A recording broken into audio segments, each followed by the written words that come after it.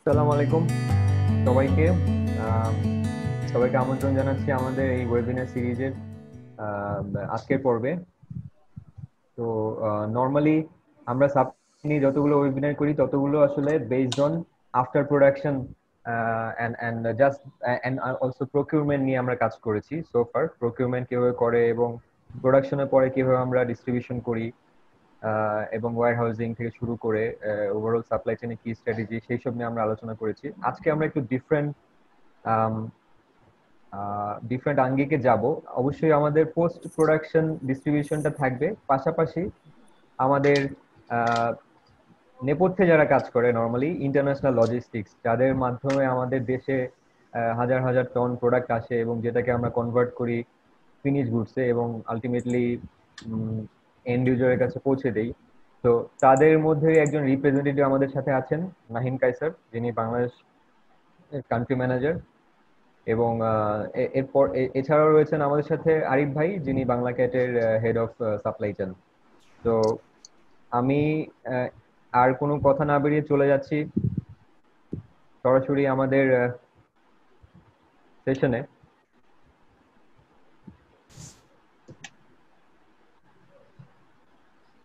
তো হোপফুলি আপনারা সবাই আমাদের পেজটা দেখতে পাচ্ছেন। So this is our webinar about impact of COVID-19 in local and international logistics. যেমনটা আমি বলছিলাম, তো প্রোডাক্ট কনভার্সনের আগে এবং প্রোডাক্ট কনভার্সনের পরে আমরা এই দুটো সেক্টর নিয়ে আপনারা আজকে আলোচনা করব।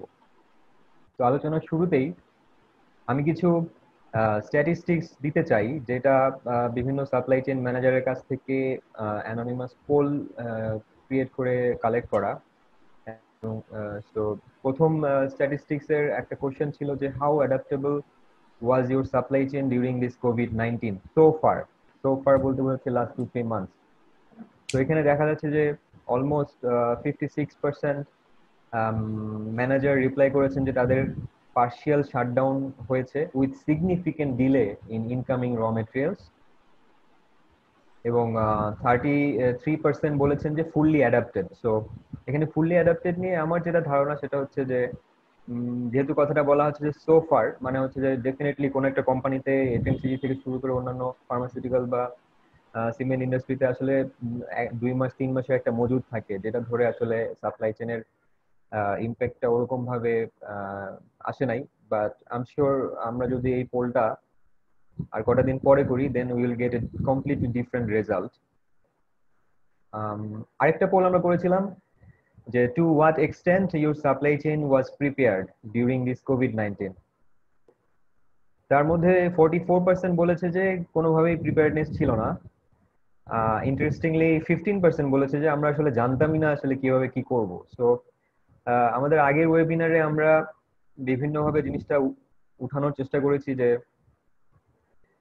এটা পুরো একটা আনপ্রেসিডেন্টেড একটা ইভেন্ট, যার কারণে আমাদের প্রিপেয়ারনেস ছিল না এবং যার কারণে আমরা সাফার করছি। তো তো আমি আর কথা বাড়াবো না, আমি চলে যাচ্ছি, প্রথমেই চলে যাচ্ছি লোকাল লজিস্টিক্সে। লোকাল লজিস্টিক্সে আমাদের এক্সপার্ট আরিফ ভাই আছেন ফ্রম বাংলা ক্যাট। তো আরিফ ভাইয়ের কাছে জানতে চাচ্ছি যে লোকাল লজিস্টিক্স ইন বাংলাদেশ, এইখানে এটার ইম্প্যাক্টটা কতটুকু, কোভিড-19 এর ইম্প্যাক্টটা আমাদের এই বিজনেসে, এই ইন্ডাস্ট্রিতে কিভাবে দেখছেন আরিফ ভাই? থ্যাংক ইউ এসসিপিবি কে, মাউন ভাইকে, সবাইকে যে আমাকে আমন্ত্রণ করার জন্য। আহ, আপনাদের এর আগের প্রোগ্রামগুলো আমি দেখেছি, খুব সুন্দর হয়েছে। সো এবং thank you to all participants যারা এসছে তাদের জন্য। এখানে আমরা লোকাল লজিস্টিকে যেটা দেখতে পাচ্ছি যে আপনাদের যে গ্রাফে দেখা যাচ্ছে যে আমাদের দেশে লোকাল লজিস্টিকে আসলে কোন ইন্ডাস্ট্রিতে বেশি এফেক্ট ফেলে। সো আমি ওটার সাথে আমি কিছু ব্যাকগ্রাউন্ড বলে তারপর রিলেট করব যে আসলে কোভিডে আমাদের ইমপ্লিকেশনটা কিরকম হলো। আপনারা যদি দেখেন যে হর্টিকালচার যেটা দেখা যাচ্ছে, ফ্রুট ভেজিটেবলস মানে লোকাল যে আমাদের সাপ্লাইটা, সেটাতে আমাদের সবচেয়ে বেশি কস্টিং আসে। তো এই হর্টিকালচার ইন্ডাস্ট্রি আপনার 47.9% লজিস্টিক কস্ট ইনকার করে, যেটা আসলে ইটস ভেরি হাই। এর মধ্যে ইনভেন্টরি কস্ট থাকে আপনার 15%, এবং এটার জন্য কিছু রিজন আছে। এই রিসার্চটা করেছে ওয়ার্ল্ড ব্যাংক, এবং ওয়ার্ল্ড ব্যাংকের এই রিসার্চ থেকে বেরিয়ে এসছে যে আমাদের এই ইন্ডাস্ট্রি গুলোতে যেই খরচটা হয় সেটা আসলে অনেক হাই, এবং এটার প্রথম কারণ হচ্ছে কনজেশন ইন দ্য রোড। তো কনজেশন যে আমাদের রোডে যে কারণে আছে, এই কারণে আমাদের কস্ট গোজ ভেরি হাই। এবং এখন আমরা যদি এইভাবে চিন্তা করি যে আমাদের কনজেশন কোভিড এর কারণে এখন যে ব্লকেড হয়ে আছে, তাহলে কি কনজেশন আছে? আসলে নাই। এখন কিন্তু কোথাও কনজেশন নাই, কারণ হচ্ছে বা only the vehicles, internal district vehicle এবং আমাদের পোর্ট থেকে ঢাকাগামী এবং অন্য এলাকাগামী এসব কিন্তু অ্যালাউড আছে।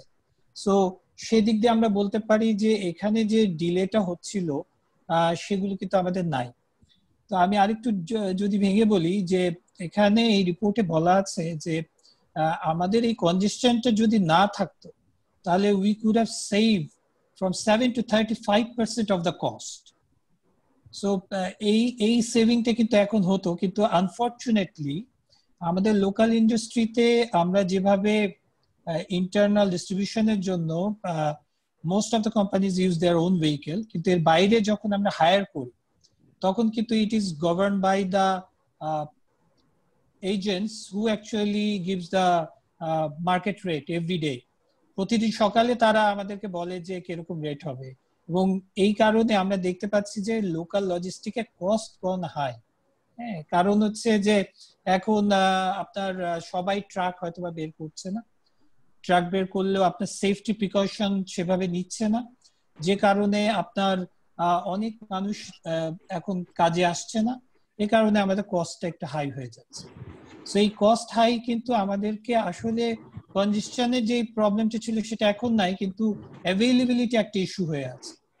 তারপরেও আমরা যেটা দেখি যে most of the companies as they have their own vehicle, সেটা দিয়েই দে ক্যান রান দ্য ফ্লিটস।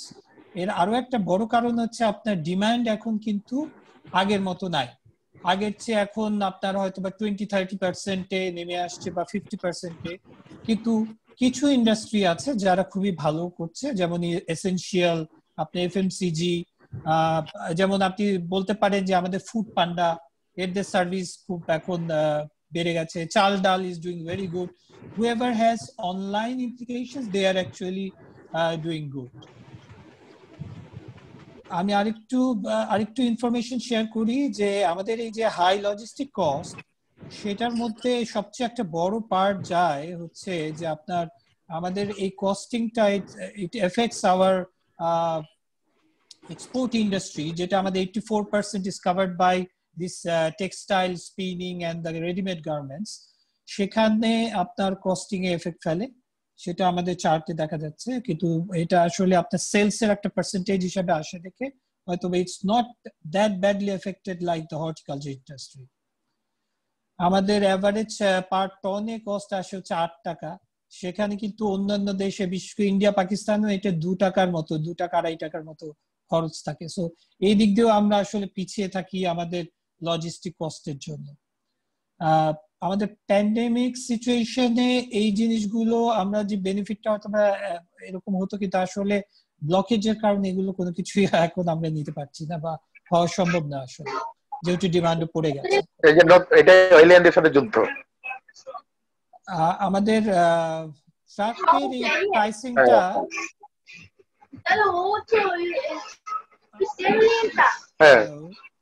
একটু যদি মিউট করা যেত অন্যদেরকে। আমাদের এই ট্রাকের কস্ট হাই হওয়ার পিছে একটা বড় কারণ হচ্ছে আমাদের লো ট্রাক ইউটিলাইজেশন। আপনারা দেখবেন যে আমাদের আমাদের সবাই যেহেতু আমরা নিজেদের ভেহিকেল মেনটেন করি, most of the big large conglomerates, so ওনাদের একদিকে যদি যায়, আরেক সাইডের রিটার্ন ট্রিপটা কিন্তু আমাদের ফাঁকা আসে বা ফুল আমরা জায়গাটা স্পেসটা অ্যাভেল করতে পারি না। সেই জায়গায় এর আগেও এজাজ ভাইয়ের আমি অনেকগুলো সেমিনার দেখেছি, উনি বারবার এখানে বলেছেন যে আমরা এখানে যদি কোলাবোরেশনে আসতে পারি সব ইন্ডাস্ট্রিরা, যে আমার একটা গাড়ি যদি আজকে এই রুটে যাচ্ছে, সেখানে যদি কোলাবোরেশনের কোনো সুযোগ থাকে যে একসাথে আমরা একটা গাড়ি ভেহিকেল পাঠিয়ে এই ক্রাইসিস মোমেন্টে শেয়ার করে যদি নিতে পারি। এইটার আমি একটা এক্সাম্পল দিতে পারি যে বিদেশে এখন এটা লুজ লুজ লোড, আমাদের যেমন লুজ কন্টেইনার শিপমেন্ট হয় সেরকম আপনার এলটিএল বলে কনসেপ্টে একটা কোম্পানি কাজ করে। They are doing very good in USA actually, যেখানে তারা এই কাজটা করে।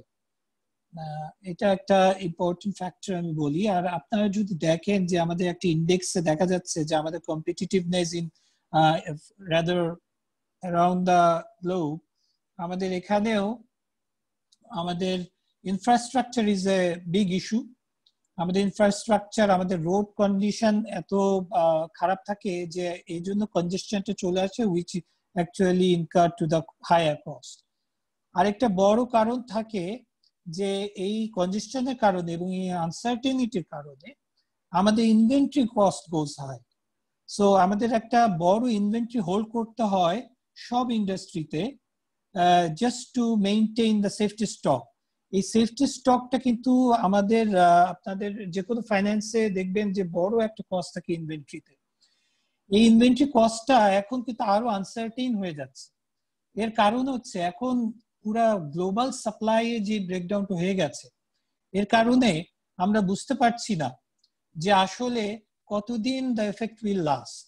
দেয়ারফর এখন আমরা সাপ্লাইয়ের যে আনসার্টেনিটি একটা তৈরি হবে সামনে, কারণ হয়তো এতদিন আমরা সেফটি স্টক সবার ছিল দেখে এই এক মাস কেউ টের পাইনি যে আসলে কি হলো।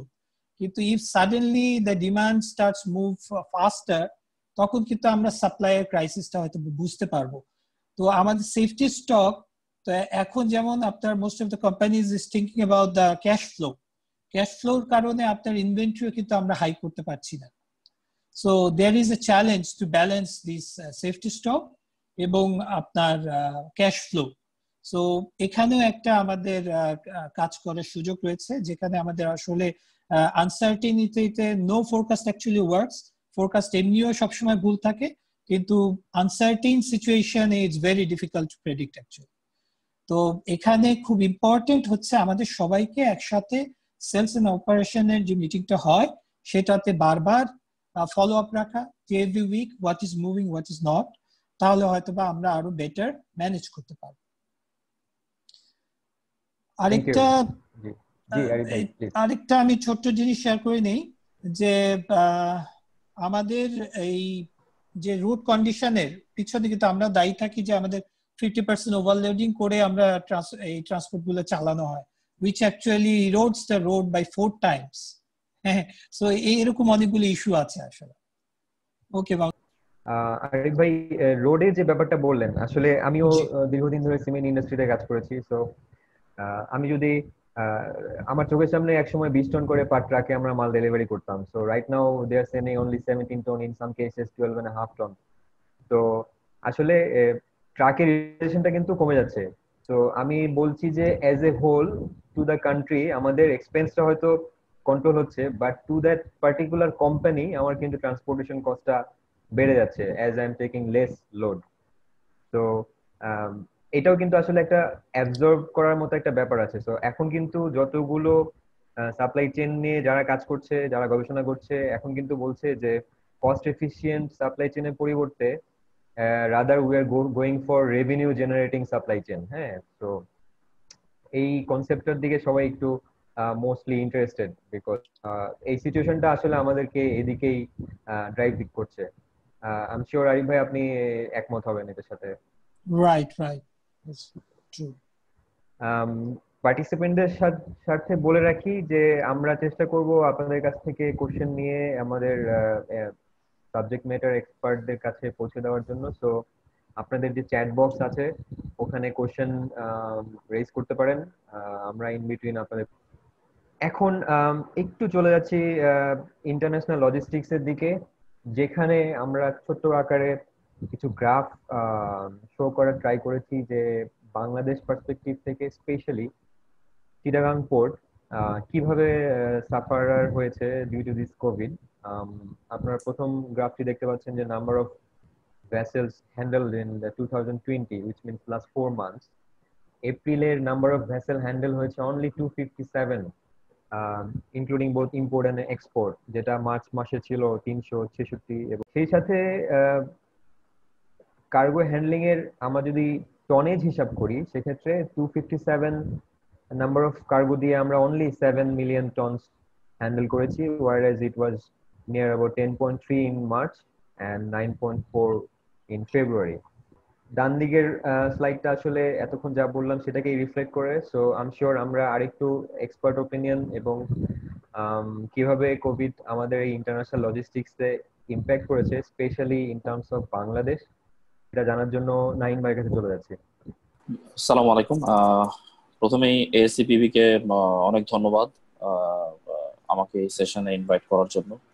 সাথে যিনি স্পিকার আছেন আরিফ ভাই এবং আদার পার্টিসিপেন্টস যারা আছেন সবাইকে অসংখ্য ধন্যবাদ শুরুতে জয়েন করার জন্য। তো মামুন আসলে যেগুলো বলছিলেন broadly these are the impact, মানে এই জায়গাগুলোতেই আসলে এখন আসলে মানে these are the results of the impact.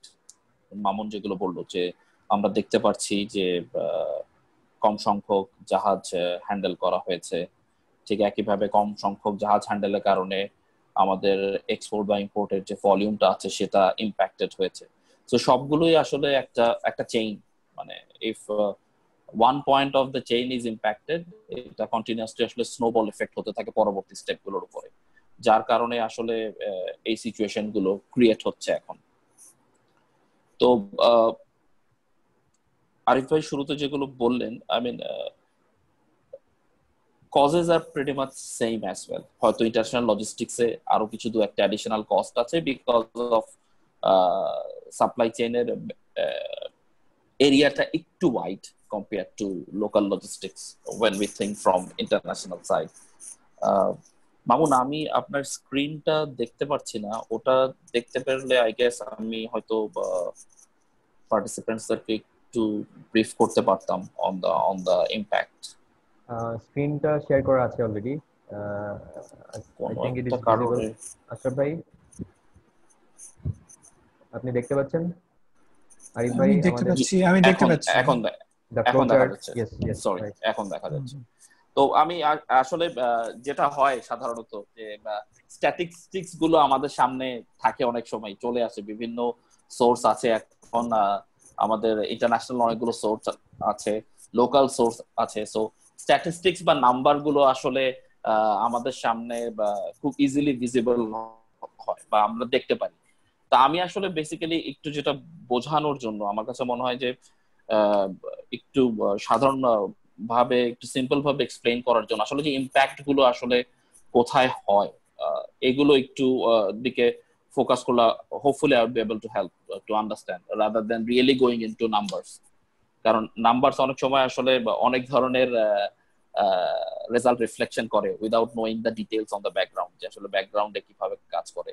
তো আপনারা যদি আসলে আমার মামুন যেটা শেয়ার করছেন ওনার স্ক্রিনটা যদি দেখতে পারেন, উপরের দিকে একটা গ্রিন পার্ট আছে যেটা আসলে mostly on the import process, নিচের একটা রেড অংশ আছে which is on the export side, আর ডান দিকে আমি কিছু পয়েন্ট দিয়ে রেখেছি ট্রাই টু এক্সপ্লেইন আসলে যে কোথায় কোথায় ইম্প্যাক্টটা হচ্ছে। আমরা একটু মনে হয় মিউট করে দিলে বাকিদেরকে it will be helpful for others to listen. জি, তো যেটা বলছিলাম যে সাধারণত যেটা হয় যে আমাদের দেশের ইন্টারন্যাশনাল লজিস্টিক্স এর আসলে অলমোস্ট আমরা বলতে পারি যে more than 95% is actually ocean driven, মানে জাহাজে করে আসে। It can be container logistic as well, এটা ব্রেক বাল্কও হতে পারে। কন্টেইনার বলতে আমরা আসলে যেগুলো দেখি যে কন্টেইনারাইজড কার্গো, আর ব্রেক বাল্ক বলতে আসলে অনেক ধরনের আইটেম আছে যেগুলো আসলে কন্টেইনারাইজড হিসেবে আসে না। অনেক সময় ফুড আইটেমস আছে, অনেক সময় ইমার্জেন্সি রেস্কিউ আইটেমস আছে, এই ধরনের কমোডিটি গুলো অনেক সময় ব্রেক বাল্কে আসে।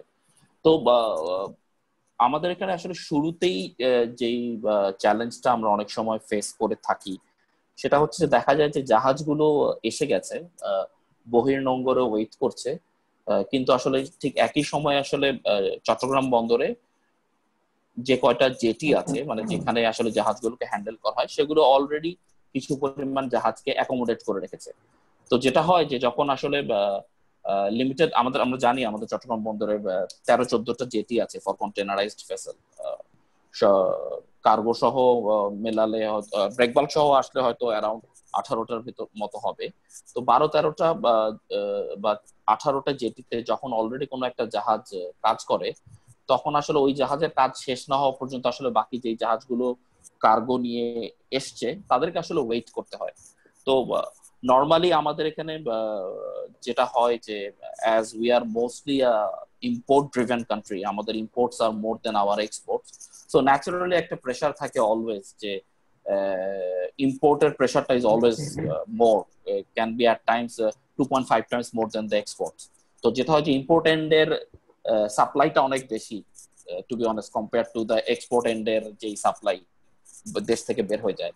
তো এই ধরনের সিচুয়েশনে আসলে যেটা হয় যে আমরা অন্যান্য কোভিড পূর্ববর্তী সময়গুলোতেও দেখেছি যে সাধারণত একটা ডিলে থাকেই, ন্যাচারাল ডিলে, বিকজ জেটির তুলনায় জাহাজের সংখ্যা বেশি, সো ওটা একটা থাকেই। এছাড়া কিছু সিজনাল ডিলে হয় অনেক সময়, যে রোজার সময় একটা প্রোডাক্টিভিটি রিলেটেড একটা ইম্প্যাক্ট থাকে, মনসুনের সময় একটা ন্যাচারাল ইম্প্যাক্ট থাকে। স্বাভাবিকভাবে ড্রাই সিজনে যতটা এফিশিয়েন্টলি আসলে একটা অপারেশন রান করা সম্ভব, মনসুনের সময় ডেফিনেটলি এটার একটা ইম্প্যাক্ট হয়। তারপরে ন্যাচারাল ডিজাস্টার বলতে ধরেন যে কোনো ধরনের ঝড় বা সাইক্লোনের সময় একটা ইম্প্যাক্ট তো অবশ্যই থাকেই। সো এই জিনিসগুলো কিন্তু আসলে রাউন্ড দ্য ইয়ার কখনো না কখনো থাকে।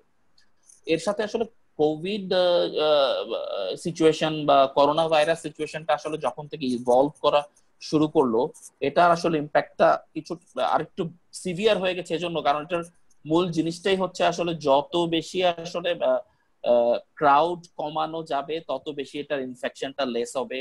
সো সবাই আসলে কিছুটা কশাস থাকার চেষ্টা করছে, আমরা বিভিন্ন জায়গা থেকে, including every one of us, because যারা আসলে এ ধরনের সেক্টরে কাজ করে বা পোর্টে বা যে কোনো লজিস্টিক্স স্টেশনে কাজ করে, আপনারা জানেন যে দে মোস্টলি কাম ফ্রম কিছুটা, আমি এভাবে বলতে গেলে যে কিছুটা মানে লোয়ার মিডল ক্লাসের চেয়েও নিচে একটা অংশ আসলে এই এক্স্যাক্টলি জায়গায় কাজ করে থাকে অনেক সময়, in terms of dock worker আমরা যাদেরকে বলি। সো তাদের ক্ষেত্রে কিন্তু আসলে সব সময় সব ধরনের কশাস মেনটেইন করে কাজ করাটা একটু ডিফিকাল্ট হয়ে যায়। মানে আমরা যদি আমাদের নিজেদের কথাই চিন্তা করি, আমরা স্বাভাবিক সময় যেভাবে কাজ করতাম, এখন হ্যান্ড গ্লোভস বা মাস্ক পরে কিন্তু ঠিক একই পেসে কাজ করতে পারছি না।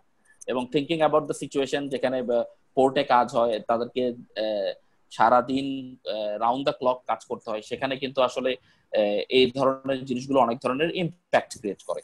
তো আমি ওই ডিটেলসে না গিয়ে, যেটা হয় যে একটা ন্যাচারাল ইম্প্যাক্ট এসে গেছে অলরেডি, আর যেহেতু শুরুতেই আসলে সবাইকে একটা লকডাউন সিচুয়েশনের মধ্যে চলে যেতে হয়েছে, প্রচুর মানুষ আসলে নিজ নিজ গ্রামের বাড়িতে বা নিজ নিজ এলাকায় ফেরত চলে গেছে, চলাচলের উপর একটা যথেষ্ট রেস্ট্রিকশন চলে এসছে। তো চাইলেও কিন্তু আসলে সমস্ত ফুল পাওয়ারের প্রোডাক্টিভিটিটা ইউজ করা যাচ্ছে না, বিকজ স্বাভাবিকভাবে একটা ম্যান পাওয়ার বা হিউম্যান রিসোর্সের একটা ক্রাইসিস দেখা দিয়েছে। কারণ আমরা যদি প্রায় 2 মাস আগের সিচুয়েশন চিন্তা করি, 26শে মার্চ যখন আসলে আমাদের ইনিশিয়াল লকডাউনটা ডিক্লেয়ার করা হলো, তখনও কিন্তু আসলে প্রচুর মানুষের একটা মুভমেন্ট ছিল। বাট আমরা আসলে দেখতে পাচ্ছি প্রথম 1 মাস বা 5 সপ্তাহের মতো কিন্তু একটা বেশ স্ট্রিক্ট লকডাউন ছিল। গ্র্যাজুয়ালি এখন ইকোনমির কথা চিন্তা করে আমাদেরকে কিন্তু এখন আসলে একটু চিন্তা করতে হচ্ছে যে আমরা how fast we can get back to work. কারণ আসলে জীবন এবং জীবিকা যেটা, আসলে প্রচুর এটা নিয়ে কথাবার্তা হচ্ছে এখন, ইট গোজ সাইড বাই সাইড। আমি একটাকে বাদ দিয়ে আরেকটাকে আসলে চিন্তা করা যাচ্ছে না। তো কামিং ব্যাক টু বেসিক, যেটা হচ্ছে যে লোয়ার প্রোডাক্টিভিটি একটা বড় সমস্যা হয়ে গেছে, যার কারণে আসলে জাহাজগুলো আগে যেই পেসে কাজ করা সম্ভব হতো সেই পেসে এখন কাজ করা যাচ্ছে না। ঠিক একইভাবে যেটা হচ্ছে যে সাধারণত যেটা হয় যে একটা জাহাজ যখন কাজ করে, কন্টেনার গুলো জাহাজ থেকে নামানোর পরে বন্দরের ইয়ার্ডে এগুলো রাখা হয়। কিছু সংখ্যক কন্টেনার আসলে বন্দর থেকে বের হয়ে বিভিন্ন লজিস্টিক স্টেশনে চলে যেতে পারে, বা কিছু সংখ্যক কমোডিটি আসলে কাস্টমাররা নিজেদের ফ্যাক্টরি গুলোতেও নিয়ে আসতে পারেন। ঠিক ওইভাবেই আসলে আমি প্রসেসটা ডিসক্রাইব করার চেষ্টা করেছি, যে আমরা যদি একদম বামের থেকে শুরু করি, একটা জাহাজ আমি যেটাকে সিম্বলিক হিসেবে দেখিয়েছি সেটা ওয়েট করছে, আর একটা জাহাজ এট দ্য সেম টাইম পোর্টে কাজ করছে, এবং এরপরে আসলে কন্টেনার গুলো নামিয়ে পোর্ট ইয়ার্ডে রাখা হয়েছে। ন্যাচারাল প্রসেস যেটা হয়, এরপরে যে কোনো ট্রাক বা কাভার্ড ভ্যান, আমি শিওর আমরা দেখেছি রাস্তায়, যারা আসলে কন্টেনার গুলো বা কার্গো গুলোকে মুভ করে আসলে ওয়্যার হাউস বা কাস্টমারের ফ্যাক্টরিতে নিয়ে যায়। এভাবেই আসলে সাপ্লাই চেনের প্রসেসটা কাজ করে। তারপরে ফ্যাক্টরিতে যখন প্রোডাকশন হয়ে যায়, এরপরে এটা ফার্দার ডিস্ট্রিবিউট করা হয় আমাদের সেল সেন্টার গুলোতে, বিভিন্ন শপিং মল আছে, যার যে যেভাবে আসলে তার সাপ্লাই চেইনটা মেইনটেইন করে বা যে যেভাবে আসলে ডিস্ট্রিবিউশনটা করতে চায়। সো এরপরে আসলে আলটিমেট কনজিউমাররা আসলে এগুলো কনজিউম করেন। And of course at the end of the day business, of course that's how they earn money. তো এই সবগুলো প্রসেস এখন আসলে ইম্প্যাক্ট হয়ে গেছে, কারণ জাহাজের ওয়েটিং টাইম বেড়ে গেছে, অপারেশনাল এফিসিয়েন্সি লস হয়ে গেছে। এবং আসলে দুভাবেই চিন্তা করা যায় যে আসলে দেখেন রোজার সময় আমরা এরকম একটা সিচুয়েশনে পড়ে গেছি, রোজার সময় আমাদের প্রোডাক্টিভিটিটাও নরমালি ইম্প্যাক্টেড হয়। সো কোভিড এটাকে আসলে আরো ফার্দার ইনক্রিজ করেছে আসলে। তো এবং ঠিক একইভাবে যেটা হচ্ছে, সবাই যেহেতু এই সাপ্লাই চেইনে ইম্প্যাক্টেড, কন্টেইনার, আমি শিওর আপনারা দেখেছেন যে বন্দরে কিন্তু কন্টেইনার রাখার সংখ্যা অনেক বেড়ে গেছে, কারণ যেভাবে আসলে আমাদের ব্যবসায়ীরা আসলে যেই পেসে কন্টেইনার গুলো বা তাদের কার্গো গুলো আসলে ইম্পোর্ট করে আনার পর ডেলিভারি নিয়ে যেতেন, তাদের ফ্যাক্টরিতে রাখতেন বা প্রোডাকশনে যেতেন ফার্দার, সেই পেসে কিন্তু এখন করা সম্ভব হচ্ছে না আসলে।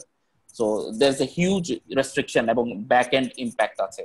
ঠিক একইভাবে যে ট্রান্সপোর্টেশন কস্ট, যেটা শুরুতেই আরিফ ভাই বললেন, একই জিনিস ইমপ্লাইজ, বিকজ জাহাজ থেকে আনার পর তো জাহাজ পর্যন্ত আসা এবং বন্দরে নামা পর্যন্ত আসলে ইন্টারন্যাশনাল লজিস্টিক্স, তারপরে it is part of the domestic logistics আসলে।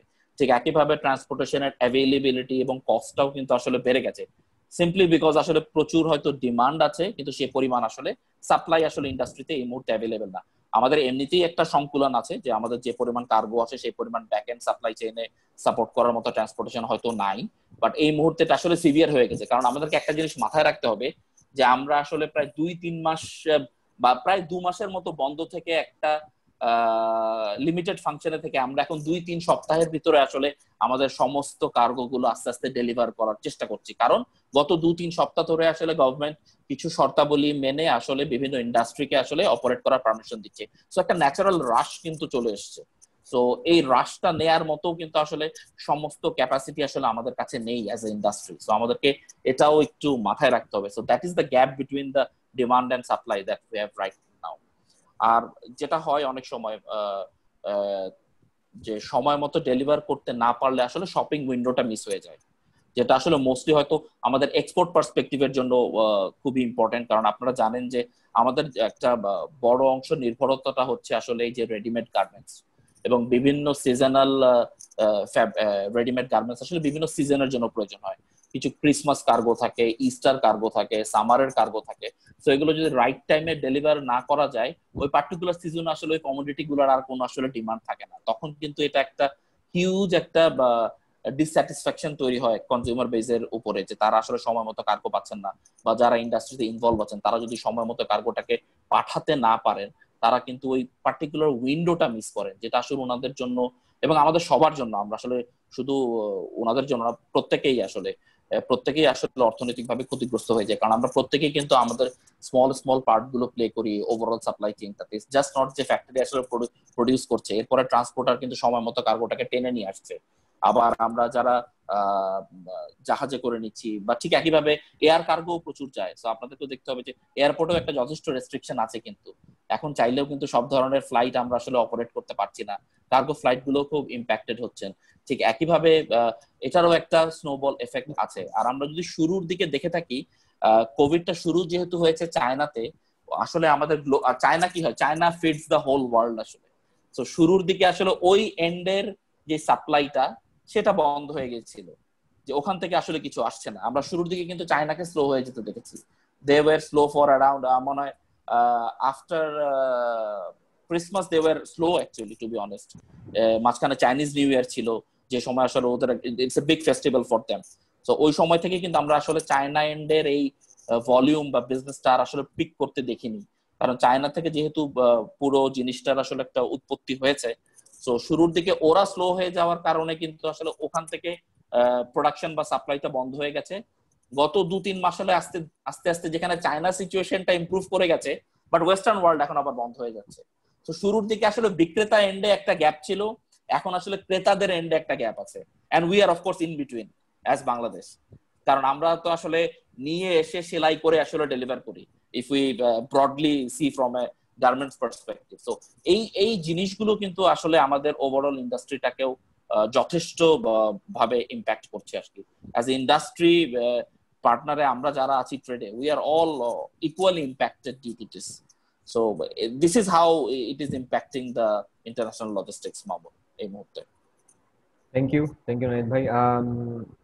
সো ফার আমরা কিছু কোশ্চেন পেয়েছি, maybe not related to Covid situation but in general sense related to international logistics. একজন শায়েখ মেহেদি হাসান একজন প্রশ্ন করেছেন, দুটো প্রশ্ন ইনফ্যাক্ট ইন্টারন্যাশনাল লজিস্টিক্স এর কাছে, নাহিদ ভাইয়ের কাছে। সেটা হচ্ছে basic, I think it is basic question, যে কিভাবে এলসিএল হ্যান্ডলিংটা একটু এফিশিয়েন্ট ওয়েতে করা যায়, because it tax long time to unload the cargo and release the cargo.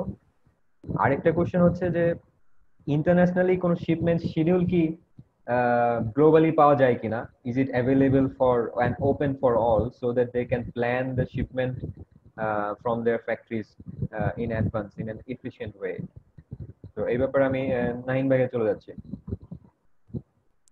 যেটা হয়েছে, ধন্যবাদ আপনাকে প্রশ্নটা করার জন্য।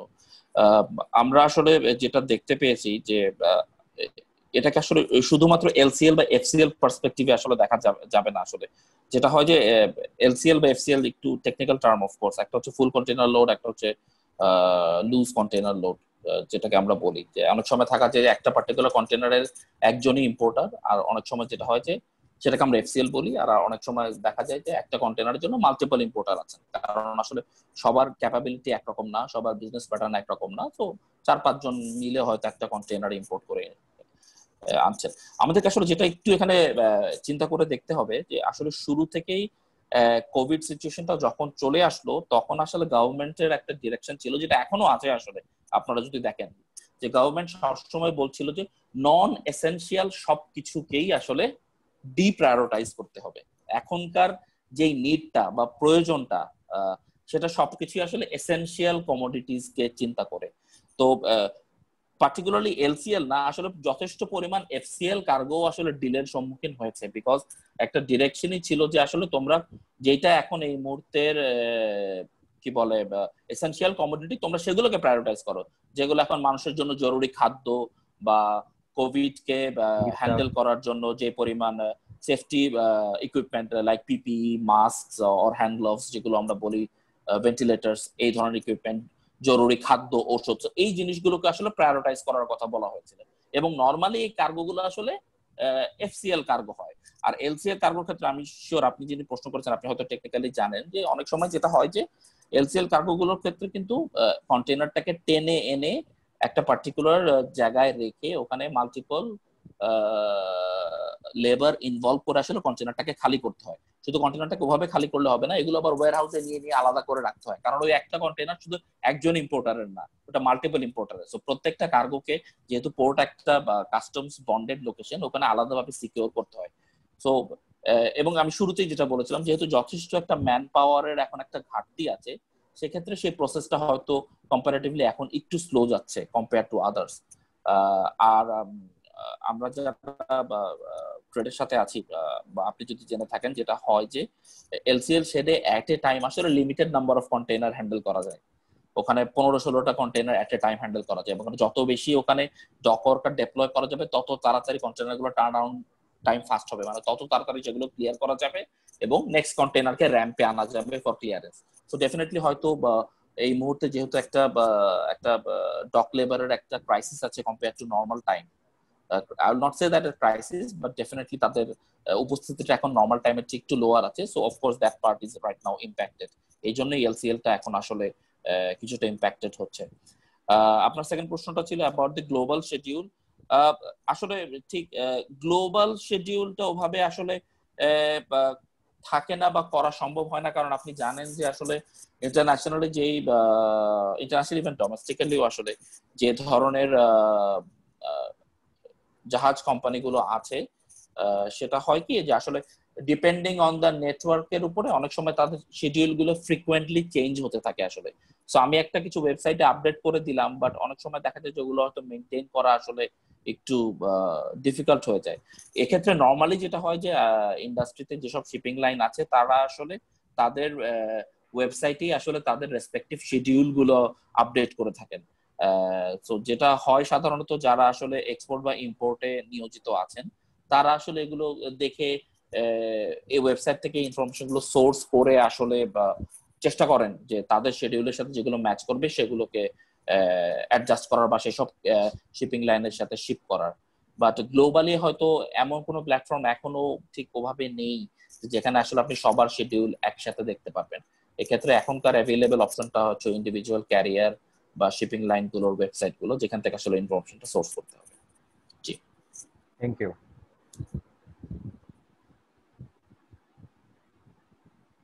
আমরা এবার প্রোগ্রামের সেকেন্ড স্টেজে চলে আসছি, সেখানে কিভাবে আমরা এই কোভিড সিচুয়েশনটাকে অ্যাড্রেস করে শর্ট টার্ম এবং লং টার্ম সিচুয়েশনে কিভাবে ইমপ্রুভ করতে পারি। তো একটা কথা আরিফ ভাই শুরু থেকে বলে আসছেন যে কোলাবোরেশনটা বাড়াতে হবে। Of course collaboration means resource sharing. তো আমার যদি কোনো ক্যাপাসিটি খালি থাকে, whether be it is transportation, be it is warehousing, be it maybe third party manpower, third party logistics, whatever, তো আমরা এটা শেয়ার করতে পারি। তো আরিফ ভাইয়ের কাছে আমি আর একটু ডিটেইলে চলে যেতে চাচ্ছি যে কিভাবে শর্ট টার্ম এবং লং টার্মে আমরা এই স্ট্র্যাটেজি গুলো অ্যাপ্লাই করতে পারি।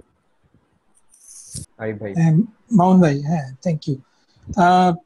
আমাদের সেফটি মেজারটা এখন সবচেয়ে বেশি ইম্পর্টেন্ট। আপনি জানেন যে আমাদেরকে গভর্নমেন্ট যেভাবে গাইড করছে, আমাদের WHO ছাড়াও আমরা নিজেরাও এখন সবাই স্বশিক্ষিত, আমরা ভালো মতো জানি যে কিভাবে নিজেদেরকে প্রোটেক্ট করব।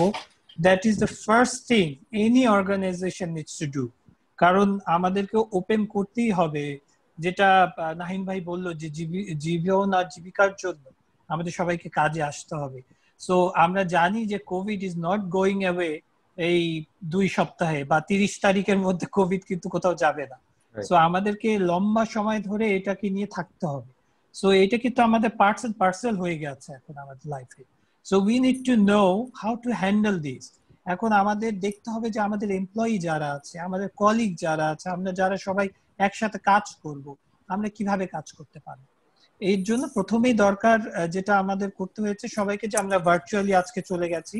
Most of the companies are working virtually. যারা ডেস্ক জব করতো তারা অলরেডি ওয়ার্ক ফ্রম হোম করছে।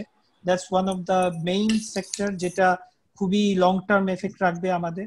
এই জুম আজকে এখন সবাই চিনি আমরা, কারণ জুমকে আমাদের সবার এসেনশিয়াল হিসাবে ইউজ করতে হচ্ছে।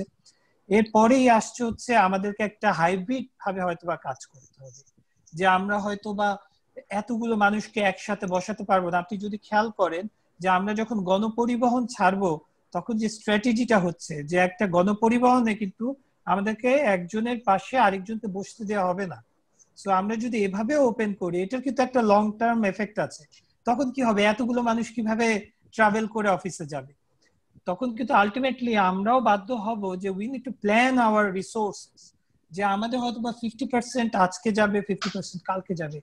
যেখানে আমাদের ফিজিক্যাল দরকার নাই যেসব মানুষের যাওয়ার, সেখানে যেতে হবে না।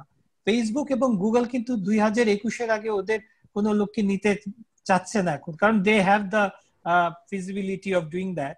কিন্তু আমরা ম্যানুফ্যাকচারিং এ যেহেতু কাজ করি, আমাদের বাংলাদেশি ইন্ডাস্ট্রি, সো আমাদেরকে আসলে ফিজিক্যালি যেতেই হবে। কিন্তু এই যে ট্রাভেলিং করা, গণপরিবহন ছাড়া মানুষ যাওয়া, it is a difficult issue as well.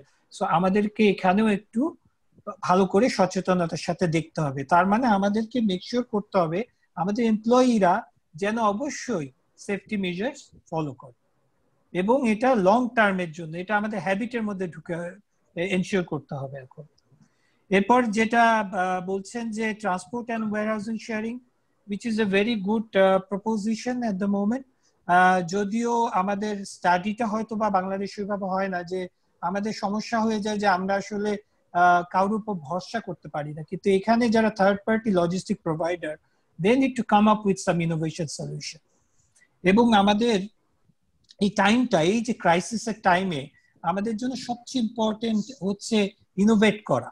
We need to be more flexible to sustain. কারণ আমাদের যে এখন কিন্তু প্রফিট মেকের টাইম না, এখন আমাদের we need to sustain our business. আমাদের বিজনেস যদি সাস্টেইন করতে হয় তাহলে we need to innovate the strategies. We need to understand where we can have better effective processes, যেখানে আমরা এই বেনিফিট গুলো বের করতে পারি। ওয়্যারহাউস শেয়ারিং, এটা আপনি যদি দেখেন যে আমাদের হয়তো বা জেলাগুলোতে সব কোম্পানি ডিফারেন্ট ওয়্যারহাউস রাখছে, সেখানেও যদি কোলাবোরেশনের সুযোগ থাকে we can do that. Even অনেক কোম্পানি করছে, যেটা আপনি দেখবেন যে রেস্টুরেন্ট গুলো অনেক জায়গায় হয়তো বা বন্ধ হয়ে যাচ্ছে, রেস্টুরেন্টে কেউ যেতে পারছে না, রেস্টুরেন্টের ভাড়া কিন্তু পুরো দিতে হচ্ছে। তাহলে ওইখানে কি করছে, অনেকে রেস্টুরেন্ট হয়তো বা এসেনশিয়াল প্রোডাক্ট এখন বিক্রি করছে, যে এখন যেগুলো লাগছে মানুষের, তার খাবারের যে ডিমান্ড, কারণ এখন আমরা কেউ বাইরে খেতে যাচ্ছি না রেস্টুরেন্টে ওইভাবে, তাহলে সে কি করছে, কিন্তু এই জায়গায় আমাদের অন্য গ্রসারিজ আইটেম কিন্তু সে বিক্রি করতে পারে। So utilising his space in prudent way, এভাবে ব্যবসাকে আপনার অনেক অ্যাজাইল হতে হবে। যেটা আপনি যদি খেয়াল করেন, অনলাইন সেল হচ্ছে one of the most important thing. এখন most of the companies will think about online sales, যে কিভাবে করতে পারি, কিভাবে আমাদের এটা প্রেজেন্স আসতে পারে। যেমন আপনি অনলাইন সেলসে দারাজকে দেখেন, ওনারা কিন্তু এখন গ্রসারিজ শিপ করে ডেলিভার করছে। তারপরে আপনার আমাদের লোডিং অনলোডিং এর একটা ইম্পর্টেন্ট ইস্যু আছে এখানে, যে আমরা যখন লোকাল লজিস্টিক দিয়ে ট্রাভেল করছি কোনো জায়গায়, বা ইম্পোর্টের ক্ষেত্রেও আমরা দেখছি যে আমাদের ডিফিকাল্টি হচ্ছে যে আমি এই সেফটি মেজার নিয়ে লোডিং আনলোডিং করব, এখন কি তার লেবার পাওয়া যায় না, আগে যেভাবে আমরা ফ্রিলি লেবার পেতাম। তো এখানে আমাদের অটোমেশন করার জন্য আরো ফোকাস হতে হবে। Most of the organisations are already have their forklifts or material handling equipments, কিন্তু যাদের নেই, they need to probably rent it or have better ideas, যে একটা মানুষ দিয়ে হয়তোবা আমরা পুরো লোডটাকে আনলোড করতে পারি। এটা আমাদের একটু দেখতে হবে।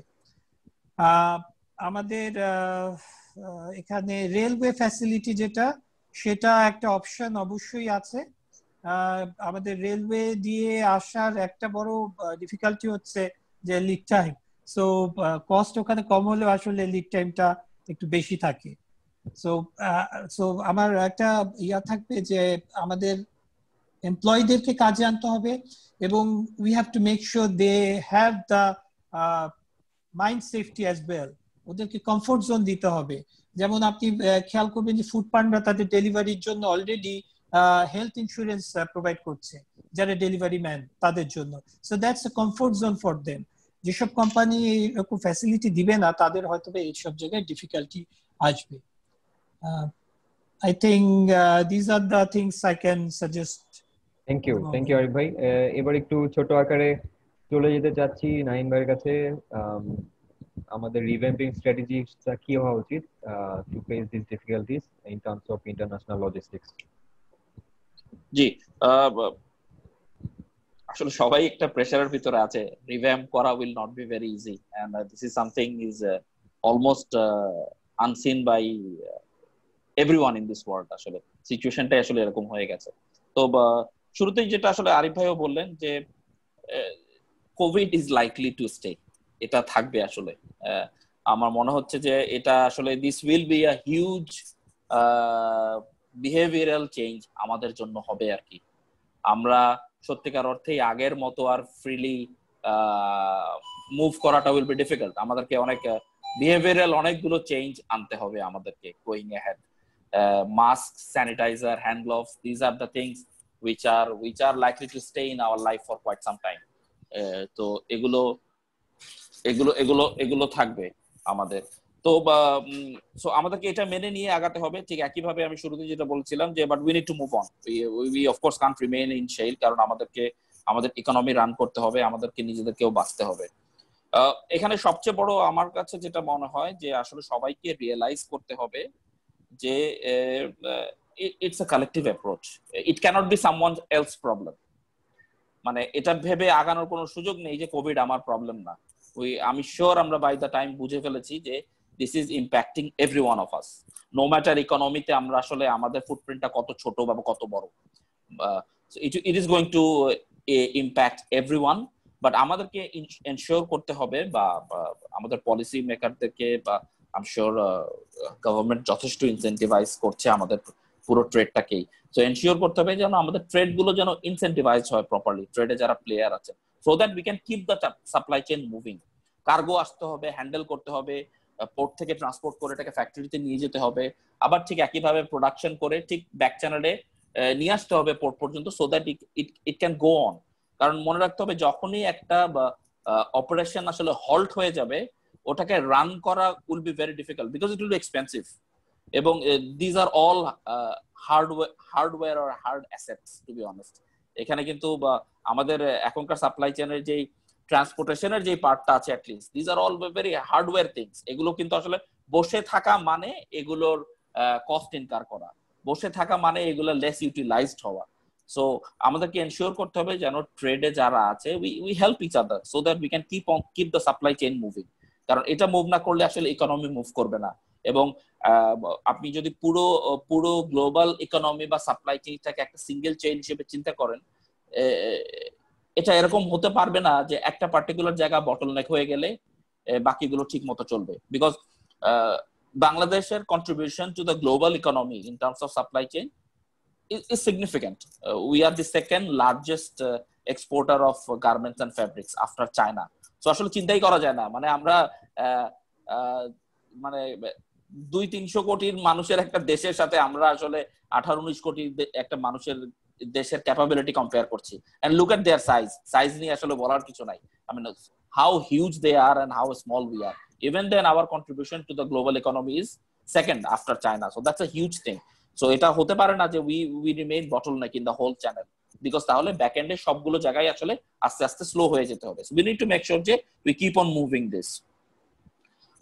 সাপ্লাই চেইনের একটা বড় পার্ট যেটা হচ্ছে আমাদের যে সার্ভিস ডেলিভারি পয়েন্টস গুলো আছে from a international logistic perspective, যেমন পোর্ট আছে, কন্টেইনার ফ্রেট স্টেশন যেগুলোকে আমরা বলি। আপনারা যারা ট্রেডের সাথে আছেন তারা হয়তো জানবেন যে যেহেতু আমাদের সবগুলো বা সব ধরনের ফ্যাক্টরি আসলে একটা সিঙ্গেল কন্টেইনারকে তাদের ফ্যাক্টরি পর্যন্ত এনে হ্যান্ডেল করতে পারে না, because they don't have that much space, অথবা তাদের সেই রিকোয়ার্ড ইকুইপমেন্ট গুলো নেই। সেক্ষেত্রে যেটা হচ্ছে আমাদের চট্টগ্রামে আসলে প্রায় 16-17টা অফ ডক আছে, যেগুলোকে আমরা আসলে পোর্টের এক্সটেনশন বলি, যেখানে আসলে কন্টেইনার গুলো এসে for certain number of commodities তারা পোর্ট থেকে কন্টেইনার গুলো নিয়ে আসে, ওখানে এগুলো খালি হয়, তারপরে আমাদের যারা ইম্পোর্টার আছেন তারা আসলে কাভার্ড ভ্যান, যেগুলো আসলে হলুদ নীল রঙের ট্রাক, আই এম শিওর এটার সাথে আমরা সবাই পরিচিত, সেই ট্রাকগুলো আসলে সেই কার্গো গুলোকে ফেজ বাই ফেজ আসলে কন্টেনার থেকে বের করে ফার্দার ক্যারি করে। সো আমাদেরকে এনশিওর করতে হবে। তারপরে কাস্টমস হাউস, আমি কাস্টমস যেটা একটা জায়গা, আমি আমার এর আগের পার্টে বলেছিলাম যে একটা আমরা শুরুর দিকে দেখেছিলাম যে এসেনশিয়াল কমোডিটি গুলোকে আসলে প্রায়োরিটাইজ করা হচ্ছিল, বাট যেহেতু এখন আসলে প্রেসারটা অনেক বেশি মাউন্ট করে গেছে, এখন শুধুমাত্র এসেনশিয়াল কমোডিটিকে ফোকাস করতে গেলে আসলে বাকি জায়গাগুলোর ডেলিভারি গুলো আসলে স্লো হয়ে যেতে থাকবে। সো আমাদেরকে একটু ensure bank is another point. মনে রাখতে হবে প্রত্যেকটা touch point is very critical to clear the cargo and keep the supply chain moving. So এই কোনো একটা যদি আসলে বটলনেক হয়ে যায় তাহলে কিন্তু আসলে সাপ্লাই চেইনটা মুভ করতে পারবে না। কারণ বন্দরে যদি আমরা দ্রুততার সাথে মালগুলোকে নামাতে না পারি, সেখানে একটা বটলনেক ক্রিয়েট হবে।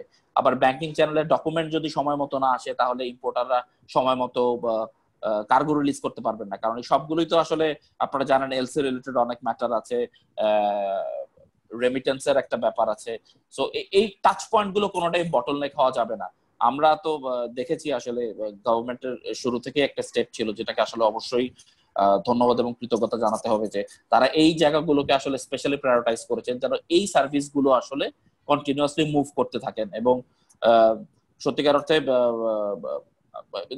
দে আর দি ফ্রন্টলাইন ফাইটার্স। আমাদেরকে বলতে, আমরা হয়তো অনেকেই আসলে বিং ফরচুনেট ঘরে বসে কাজ করতে পারছি, বাট ওনাদেরকে আসলে ওখানে গিয়ে কাজ করতে হচ্ছে। হ্যাঁ, এখানে কিছু সিস্টেম লিমিটেশনস অবশ্যই আছে, বিকজ আপনারা হয়তো জেনে থাকবেন যে ডিজিটালাইজেশনে আমরা হয়তো এখনো খুব বেশি প্রসিড করতে পারি নাই, because our advancement is not like the developed countries. Digitalization will be a big issue going ahead.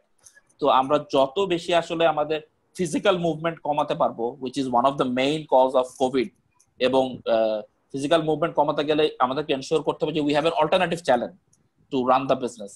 So এখনো যদি আসলে ওই অনেক সময় আছে আর কি, যে বিভিন্ন ইন্ডাস্ট্রিতে আছে বা ব্যাংকে আছে বা যে কোনো জায়গায় যে হাতে লিখে চেক জমা না দিলে আসলে প্রসেস করা যায় না।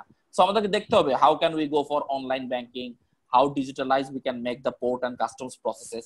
সো এগুলো আমরা যত বেশি করতে পারবো, এবং গভর্নমেন্টের of course is a part of their digital journey, they are actively promoting this, আমরা এগুলোকে যত তাড়াতাড়ি অ্যাকোমোডেট করতে পারবো, কারণ আসলে ইনিশিয়েটিভ আসলে অনেকগুলো আছে। সো পলিসি যত তাড়াতাড়ি আসলে লঞ্চ করা যাবে, it will help us ফাস্টার to run ইট।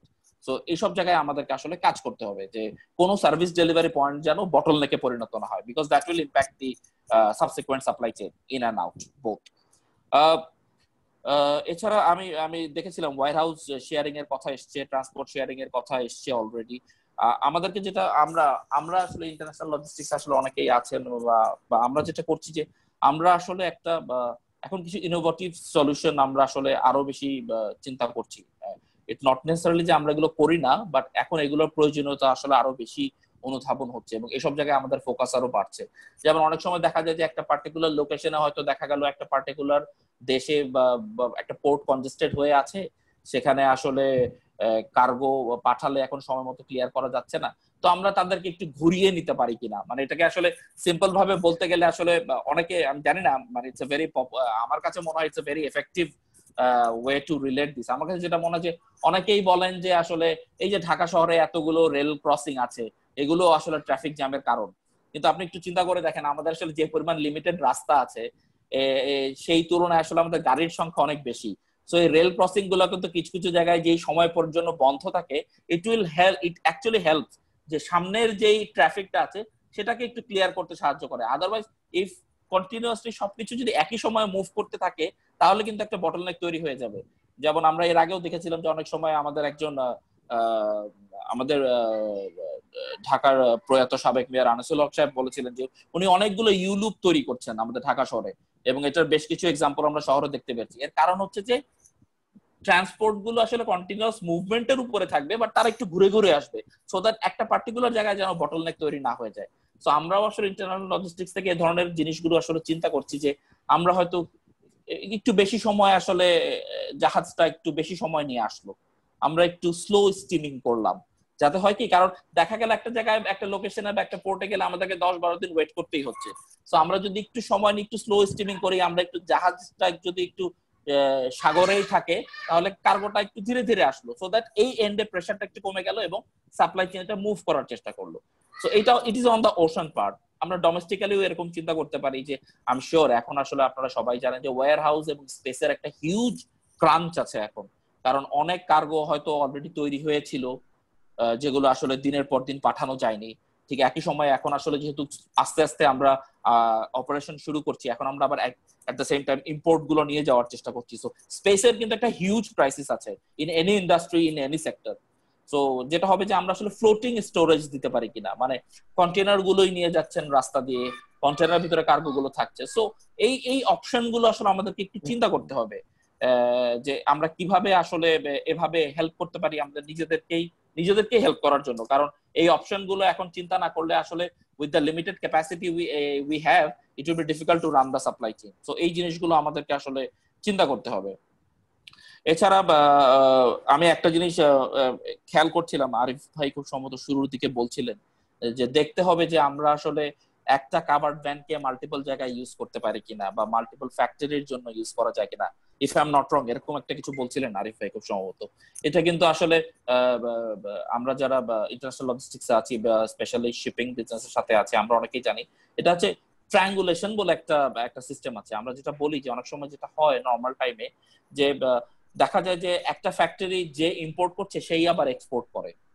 তো আমাদের কারেন্ট প্রসেসে অনেক সময় দেখা যায় যে আসলে একটা খালি একটা কন্টেইনার ইম্পোর্ট গুডস গুলো নিয়ে ওখানে চলে গেল, সে আবার ওই কার্গো গুলো ডেলিভার করে সে আবার ফেরত চলে আসছে কোনো কাস্টমস। বিকজ আপনাদেরকে মাথায় রাখতে হবে যে একটা কন্টেইনার কিন্তু একটা bonded item, it cannot be move freely in any sort of trade, বা দেশের ভিতরে যে কোনো জায়গায় এটা মুভ করতে পারবে না, it's a bonded item. So তো যেটা হয় যে আমাদেরকে চিন্তা করতে হবে যে ফ্যাক্টরি আসলে ইম্পোর্ট করে নিয়ে যাচ্ছেন সেই একই কন্টেনারটা খালি হওয়ার পর ওনারা আবার এটা এক্সপোর্ট করতে পারছেন কিনা। এখানে কিছু পলিসিগত কিছু চেঞ্জ আমাদের আনতে হবে, যেটা নিয়ে আমরা আসলে অলরেডি কাজ করছি। সো আমরা যত তাড়াতাড়ি এই ইনোভেটিভ সলিউশন গুলো ইউজ করতে পারবো বা আনতে পারবো, আমরা আমাদের রিসোর্স গুলোকে আরো ফাস্টার ইউটিলাইজ করতে পারবো। লাস্টলি যেটা বলতে চাই আরেকটা হচ্ছে আমাদের রিসোর্স ইউটিলাইজেশনের কথা যেহেতু বললাম, আপনি দেখবেন আমাদের সমস্ত আলোচনায় আসলে চট্টগ্রাম বন্দর কেন্দ্রিক। আমাদেরকে একটু দেখতে হবে আমরা কিভাবে এটাকে বিকেন্দ্রীকরণ করতে পারি। আসলে চট্টগ্রাম বন্দর আসলে আমাদেরকে যথেষ্ট সার্ভিস দিয়ে যাচ্ছে, যথেষ্ট কি আমি বলবো যে তারা আসলে তাদের চেষ্টার মানে আসলে কোনো ত্রুটি নাই, they are doing more than anyone in the trade. আমাদের আরেকটা বন্দর আছে মংলা বন্দর, আমাদেরকে দেখতে হবে যে আমরা এই অপশনগুলো কিভাবে এক্সপ্লোর করতে পারি, কারণ একটা জায়গার উপরে আসলে সব প্রেসার যদি চলে যায় ইট will be difficult for them to handle. আমাদেরকে দেখতে হবে আমরা রেলওয়েটাকে আরো কত এফিশিয়েন্টলি ম্যানেজ করতে পারি। আপনারা এখন জানেন ঢাকার অদূরে নারায়ণগঞ্জে প্রায় 2-3টা রিভার টার্মিনাল আছে যেখানে ছোট ছোট বার্জ চলে, নট বিগ শিপ, যে অভ্যন্তরীণ নৌ পথ আমরা যেগুলোকে বলি। সো আমাদেরকে দেখতে হবে যে how more we can utilize these options, because তাহলে এটা আসলে আমাদের ওভারঅল প্রেসারটাকে কমিয়ে ফেলবে। সো আই থিংক এইগুলোকে আমরা আসলে যত তাড়াতাড়ি এক্সপ্লোর করতে পারবো বা এগুলোকে আমরা যত তাড়াতাড়ি মুভ করতে পারবো, it will help us to revamp the strategy. But আমাদের সবাইকে মনে রাখতে হবে আমরা আমাদের যার যার জায়গা থেকে চেষ্টা করতে হবে। ইটস নট যে শুধুমাত্র ইন্টারন্যাশনাল লজিস্টিক্সে বা লজিস্টিক সেক্টরে যারা আছেন তারাই শুধু একা রিভ্যাম্প করলে হবে না। So we need to keep exploring the option from our own places. So that will be my request to everyone. We need to think in that way actually. জি ধন্যবাদ। Thank you. আমি একটু সবার অনুমতি নিয়ে নিচ্ছি, যেহেতু আমাদের প্রোগ্রামটি ছিল 1 ঘন্টার জন্য। ইফ আমাদের যদি মাননীয় স্পিকাররা অনুমতি দেয়, so we can extend it for 15 minutes or so, if you are okay, Arif ভাই আর নাইম ভাই। ওকে জি ওকে রাইট। তো কোলাবোরেশনের ব্যাপারে আমি একটু যারা আমাদেরকে দেখছেন তাদেরকে একটু ইনফরমেশন দিতে চাই যে আপনারা ডান দিকে যে গ্রাফটা দেখতে পাচ্ছেন basically is coming from world bank analysis, যেখানে ঢাকার সাথে অন্যান্য ডিস্ট্রিক্টের ট্রান্সপোর্টেশনের যে ম্যাট্রিক্সটা এবং তাদের ভলিউমটা কি সেটা গ্রাফিক্যালি বোঝানো হয়েছে। তো আপনারা যদি ইন্টারেস্টেড থাকেন, maybe you can source someone who is working in that route and আপনারা তাকে আপনার ব্যবসার সাথে ইন্ট্রোডিউস করে আপনারা ফ্রেট অপটিমাইজেশনের কাজটি করতে পারেন। So I think this will help. And coming back to the point of both of the speakers, যে আমাদের পাইপলাইনের স্টোরেজটা বাড়াইতে হবে, তো সেখানে আমাদের একটা স্টাডি বলা যেতে পারে, আমি নিয়ে যাচ্ছি আমাদের পরের স্লাইডে, যেখানে আমাদের যে রেলওয়ে ফ্যাসিলিটি আছে, যেখানে আমরা সবাই জানি যে এটা অনেক আগের, ব্রিটিশ আমল থেকে আমাদের সাথে আছে। তো নিয়ার অ্যাবাউট 450 রেলওয়ে স্টেশন, যেখানে মাত্র 55টা আমাদেরকে ফ্রেট কার্গো হ্যান্ডেল করে। তো পাইপলাইনে প্রোডাক্টটাকে রাখা অথবা আমাদের অল্টারনেটিভ একটা স্টোরেজ ফ্যাসিলিটি হিসেবে কি আমরা রেলওয়েটাকে এক্সপ্লোর করতে পারি? বিকজ আপনারা যদি বাল্ক কার্গোর একটা ফিগার দেখতে চান, একটা ফিগার আছে সেখানে দেখতে পাবেন যে আমরা কিন্তু রেলওয়েটাকে যদি ইন টার্মস অফ ফ্রেট হিসাব করি, তাহলে সেক্ষেত্রে 53% আমরা পাথর ক্যারি করি, 30% আমরা ক্যারি করি হচ্ছে পেট্রোলিয়াম, অয়েল, লুব্রিকেন্টস, এন্ড বাকিগুলো হচ্ছে fertiliser, food grains etcetera. So আমাদের এই জিনিসটাকে কি আমাদের আরেকটু এক্সপ্লোর করার কিছু আছে? আরিফ ভাই, আমি আপনার কাছে একটু ছোট্ট করে জানতে চাই, বিকজ আমাদের সময়টাও শেষের দিকে। তো আমাদের এখানে দুটো ম্যাপও আমরা দেওয়ার চেষ্টা করেছি, যেখানে আমাদের রেলওয়ে নেটওয়ার্ক এবং তার ইন্টেন্সিটি কত সেটা দেখানোর চেষ্টা করা হয়েছে। সো আই এম শিওর আমাদের যে পার্টিসিপেন্টরা আছে they can have some takeaways from this slide and work on their respective departments how to utilize the railway. Arif ভাই ছোট করে যদি কিছু বলেন। থ্যাংক ইউ মোহন ভাই। আমাদের এই রেলওয়ে এবং রিভারওয়ে বোথ, আমাদের এই দুটো কিন্তু আমাদের আছে, কিন্তু আমাদের ইউটিলাইজেশন খুব কম, কারণ আমরা এগুলো মেইনলি ইউজ করি হচ্ছে বাল্ক ক্যারিয়ার হিসেবে। আমাদের যে ইনল্যান্ড ওয়াটারওয়েজেও আমরা বাল্ক ক্যারিয়ার হিসেবে এগুলো ইউজ করি। এগুলোর চ্যালেঞ্জেসটা আসলে আমাদের জন্য চলে আসে হচ্ছে লিড টাইমটা। দেখা যায় যে ওখানে যখন আমি আনি 5 দিন সময় লাগছে, সো স্টোরেজ হিসাবে কিন্তু আপনি আসলে 4-5 দিনের জন্য একটা ইউটিলাইজ এমনিও হয়ে যায় ওখানে। কিন্তু ইট ডিপেন্ডস যে আমরা কি আসলে 5 দিনের এই অ্যাডভান্টেজটা কনভার্ট করতে পারছি কিনা। হ্যাঁ, that's a question we do not know answer. হয়তোবা এই রিলেটেড যারা ইন্ডাস্ট্রি আছে তারা আরো বেটার বলতে পারবে যে এখানে কি হয়। কিন্তু যারা এর বাল্ক বাইরে যারা কাজ করে, বিশেষ করে র ম্যাটেরিয়াল যারা বাল্ক ইন্ডাস্ট্রি যেমন সিমেন্ট বা পেট্রোলিয়াম, এদের বাইরে যারা কাজ করে, তাদের জন্য আসলে এটা বেনিফিশিয়াল এখনো হয় না। কারণ হচ্ছে আপনি যখন রেলে নিয়ে আসেন, the cost is very low, it's only less than 4 টাকা পড়ে।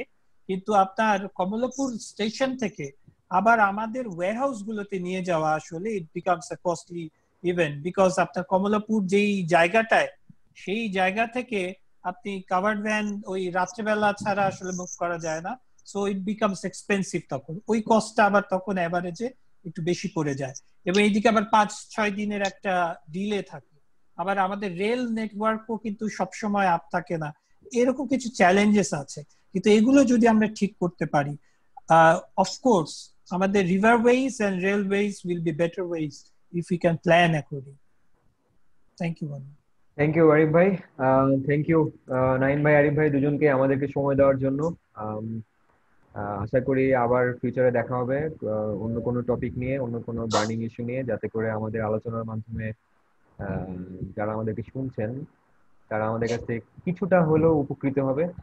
তো এই আশাবাদ ব্যক্ত করে আমি চলে যাচ্ছি আশরাফ ভাইয়ের কাছে for the closing speech. Thank you everyone. Thank you Mamun ভাই। থ্যাংক ইউ মামুন ভাই। বেসিক্যালি আমি শুনছিলাম এবং কিছু নোট নিচ্ছিলাম আরিফ ভাই এবং ওই ভাইয়ের কথা শুনে। তো যেই জিনিসটা আমার কাছে মনে হচ্ছে যে লোকাল লজিস্টিক্স এর জায়গা, আমার কথা কি শোনা যাচ্ছে? শোনা যাচ্ছে। লোকাল লজিস্টিক্স এ আমরা আসলে যে ধরনের মানে রিভ্যাম্পিং স্ট্র্যাটেজিজ এর কথা আরিফ ভাই যেটা স্পেশালি মেনশন করলো, যে আমাদের সেফটি মেজার আসলে ইনশিওর করতে হবে, এবং 3PL লজিস্টিক্স কোম্পানি যারা আছে তাদেরকে কিছু ইনোভেটিভ সলিউশন বা আইডিয়া নিয়ে তারা যদি আসে সেটা খুব ইফেক্টিভ হবে, এবং ওয়্যারহাউস নিয়ে আমরা একটা কোলাবোরেশন এই সময় আমরা করতে পারি, এবং ফাইনালি এমপ্লয়ীদেরকে আমাদের কমফোর্ট জোনে রাখতে হবে। ইন্টারন্যাশনাল লজিস্টিক্সে নাইম ভাই যেটা বলতেছিলেন যে সার্ভিস ডেলিভারি পয়েন্টগুলোকে আমাদের ইনশিওর করতে হবে, এবং চিটাগাং পোর্টের উপর যেই ডিপেন্ডেন্সি সেটাকে আমাদেরকে একটু কমাতে হবে। সো ফাইন, আমরা চমৎকার আলোচনা শুনতেছিলাম। তো থ্যাংক ইউ আরিফ ভাই এবং নাহিদ ভাইকে আবারও আপনাদের বিজি টাইম থেকে আমাদেরকে কিছু সময় দিয়েছেন। অনেক ইন্টারেক্টিভ ডিসকাশন হয়েছে, এবং আমাদের সাথে যারা বিভিন্ন জায়গা থেকে কানেক্টেড হয়েছেন, ফেসবুক লাইভে যারা আমাদেরকে দেখছেন, সবাই ডেফিনেটলি কিছু না কিছু নোটস হয়তো বা নিয়েছেন। আমি শুধু একটা কথা বলতে চাই, সেটা হচ্ছে যে COVID-19 and its impact on logistics ইকোসিস্টেমে আসলে যেটা দেখতে পাচ্ছি যে এই ধরনের এক্সপিরিয়েন্স তো আমাদের জীবদ্দশায় আমরা কেউ দেখিনি।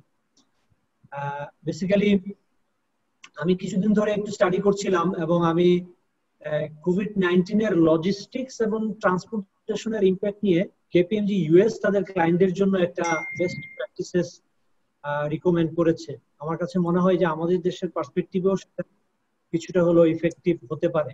যেমন ওরা যেটা বলার চেষ্টা করছে যে activate emergency plans, conduct sensitivity analysis, এবং redesign and refine the transportation logistics delivery model, এই জায়গাগুলোতে একটু ব্যাপকভাবে কাজ করার জন্য। সো হোপফুলি আমাদের এখানেও আমরা এই জিনিসগুলো নিয়ে ভাবতে পারি। সো পার্টিসিপেন্টদেরকে বলবো যে this is not an end. আমরা হয়তোবা সবাইকে এখানে এন্টারটেইন করতে পারি নাই, বা প্রচুর কোশ্চেন্স আমাদের কিউতে ছিল, আমরা সব কোশ্চেন্স নিতে পারি নাই সময়ের স্বল্পতার জন্য।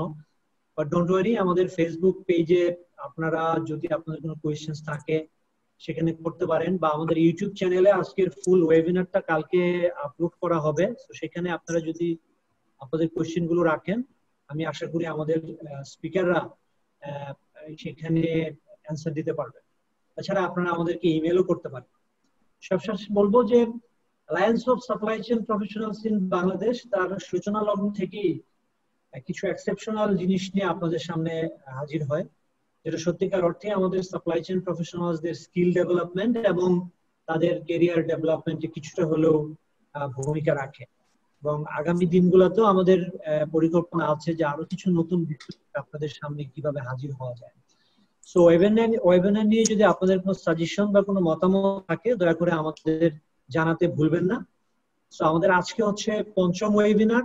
আমাদের আগের ওয়েবিনার সিরিজগুলো যদি আপনারা দেখতে চান তাহলে আমাদের ইউটিউব চ্যানেলে আপনারা চোখ রাখতে পারেন। সবশেষে এসসিপিবির সিনিয়র ম্যানেজমেন্ট যারা এতদিন ধরে আমাদের এই ওয়েবিনার সিরিজগুলো সাকসেসফুলি করার জন্য এফোর্ট দিয়েছেন, এবং আমাদের মেম্বার যারা আমাদের সাথে কানেক্টেড থেকে সবসময় উৎসাহ দিয়েছেন, সবাইকে ধন্যবাদ জানাচ্ছি।